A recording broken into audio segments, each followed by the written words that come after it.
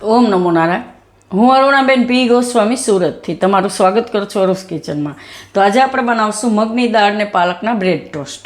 તો એના સારું આપણે આ અડધો કપ મગની ફોતરાવાળી દાળને લગભગ અડધો કલાક પહેલાં પલાળીને રાખી દેવાની, એટલે એકદમ સરસ આ રીતે પલળી જાય. અને પાલક તો થોડીક આપણે પાલક લીધી છે, આટલી થોડાક પાંદડા એમ 1 કપ જેટલી. અને થોડાક લીલા ધાણા લીધા છે. અને તીખાશ માટે આપણે લીલા મરચાં લીધા છે. તો લીલા મરચાં તમે તમારા ટેસ્ટ પ્રમાણે વધારે ઓછા કરી શકો. અને બ્રેડ લીધીશ તો 6 આપણે બ્રેડ લીધીશ. અડધું આપણે લીંબુ લીધું છે.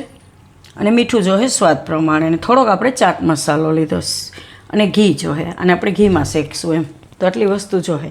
તો પહેલાં આપણે આને પીસવાનું છે, દાળને અને પાલકને બધું. તો આમાં આપણે પહેલાં મરચાં લઈ લેવું ને લીલા ધાણા નાખી દેવું અને આ પાલક.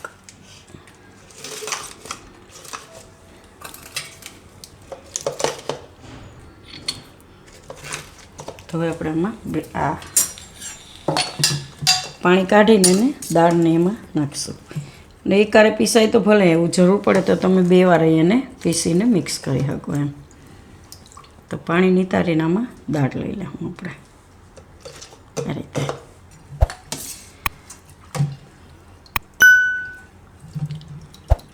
તો પાલક છે એટલે થોડીક વાર થાય તો એ આપણે 1-2 આટા ફેરવી એટલે બેસી જાય આ રીતે એમ. એટલે લગભગ બધું આમાં પીસાઈ જાય. ને એવું લાગે તો થોડુંક ફેરવીને પાછી જ તમે એમાં દાળ વધારે હોય તો એમાં ભેગી કરી શકો એમ. તો આને આપણે ધોઈને જ પલાળી હતી 2-3 પાણીએ. આમાં આપણે લીંબુ નીચવી દેવું.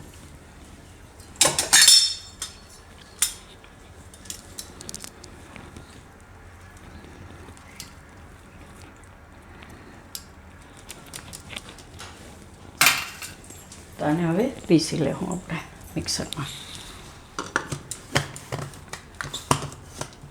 તો થોડુંક ફેરવી એટલે પાલક બેસી જાય તો બીજી દાળ આપણે એમાં નાખી દેવું.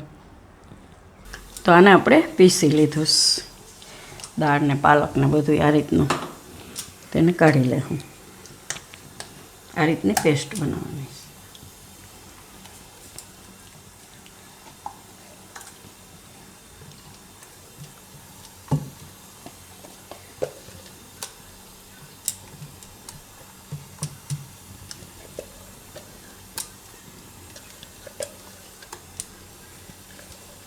તમે અલગ અલગ પીસ હોય તો અલગ અલગ પીસી શકો. દાળ ને પાલક બે પછી મિક્સ કરી દેવાનું.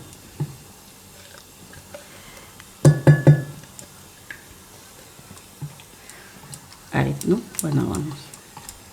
થોડી ઘણી દાળ આખી રહી જાય તો હાલે, મોઢામાં સરસ ખાવામાં સારી લાગશે. અને તવી આપણે ગરમ મૂકી દીધી છે. હવે આમાં મસાલા નાખી દેવું. ચાટ મસાલો. ચાટ મસાલામાં મીઠું હોય એટલે મીઠું થોડુંક ઓછું નાખવાનું. થોડુંક મીઠું નાખી દેવું. લીંબુ તો આપણે પીસવામાં જ નાખી દીધું હતું.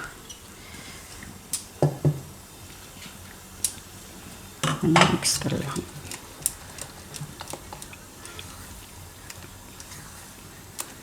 અને તમારે ખાંડ નાખવી હોય તો ખાંડે નાખી શકો, પણ આમનો સારું લાગશે. લીંબુને એમ ખાટું ને તીખું ને એવું. જો મીઠો ટેસ્ટ ભાવતો હોય તો થોડીક ખાંડ નાખી શકો એમ. છોકરાઓને નાસ્તામાં આપણે બનાવી દઈ શકીએ એમ. તો આને આપણે થોડુંક ઘી નાખીશું આમાં. ઘીમાં બનાવશું આપણે. ગેસ ધીમો કરી દેવાનો ગરમ થઈ જાય એટલે.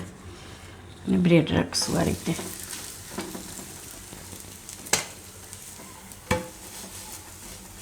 એકદમ ધીમો ગેસ કરી દેવાનો. વધારે તપી ગયું હોય તો તમે ગેસ બંધ કરી શકો એમ.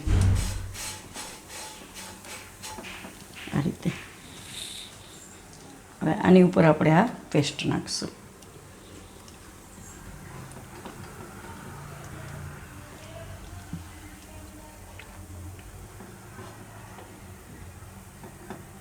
એકદમ આ રીતે પાથરી દેવાનું.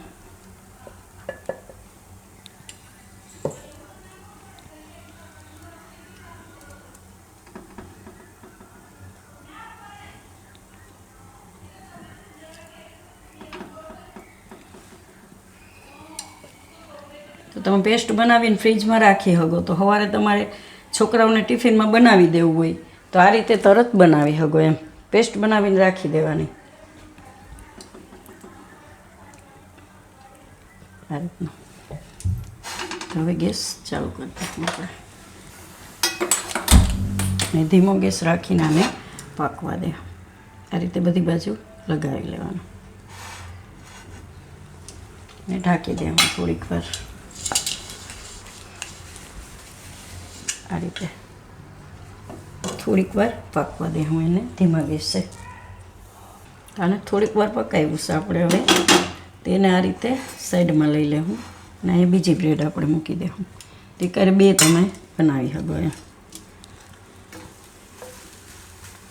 ગેસ એકદમ ધીમો જ રાખવાનો છે. એમાંય આપણે આ રીતે લગાવી લેવું.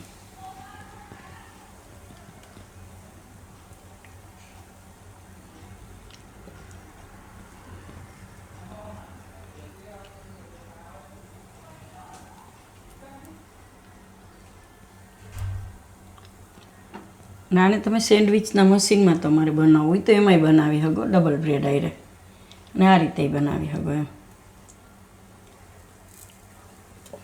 જરૂર પડે તો થોડું ઘીવાળું બ્રશ ફેરવી દેવાનું.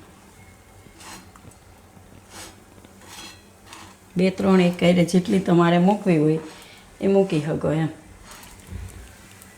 આ રીતે ઉપરથી થોડુંક આ રીતનું થઈ જાય એટલે એને આપણે ફેરવી લેવું. બીજી બાજુ આ રીતે શેકી લેવું. આ રીતે એકદમ સરસ થવા દેવાની. થોડુંક ઘી નાખવાનું.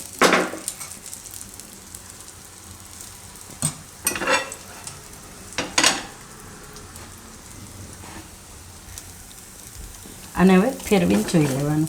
તો આ રીતે ધીરે ધીરે એને બધી બાજુથી ફેરવીને થોડું ઘણું ચોટશે કેમ કે આ દાળનું એ છે એટલે એકદમ પાકી જાય પછી એને કાઢવાનું એમ.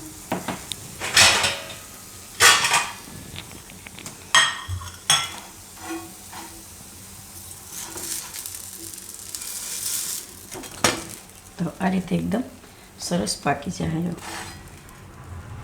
જો એકદમ સરસ કોરું થઈ જાય ત્યાં સુધી એને પાકવા દેવાનું.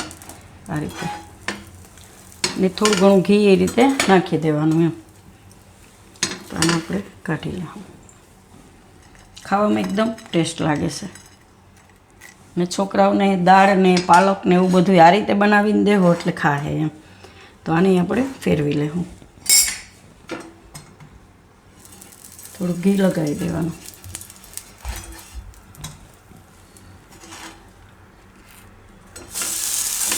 એકદમ નીચેથી પાકવા દેવાનું એને. સાઈડમાં બીજી બ્રેડ રાખી દેવું. તો આપણે બનાવી લીધી સારી રીતે. 3 બનાવીને બીજી 2 થાય છે. એકદમ સરસ ટેસ્ટી ખાવામાં લાગે છે અને છોકરાઓને ભાવશે એ ટિફિનમાં એમ. એને ધીમા ગેસે તમારે પાકવા દેવી પડે કે કાચી ન રહે અંદરથી. દાળ ને બધું એકદમ સરસ પાકી જાય એમ. તો તૈયાર છે આપણા બ્રેડ ટોસ્ટ. તો મેં આપણે પાલક અને દાળ એકદમ હેલ્થ માટે સારા છોકરાઓ માટે એમ. તો જો તમને મારી આ રેસીપી પસંદ આવી હોય તો એને લાઇક કરજો, શેર કરજો અને મારી ચેનલને સબસ્ક્રાઈબ કરજો અને બેલ આઇકન દબાવવાનું ના ભૂલતા. કમેન્ટ કરીને કહેજો કે તમને કેવા લાગ્યા બ્રેડ ટોસ્ટ.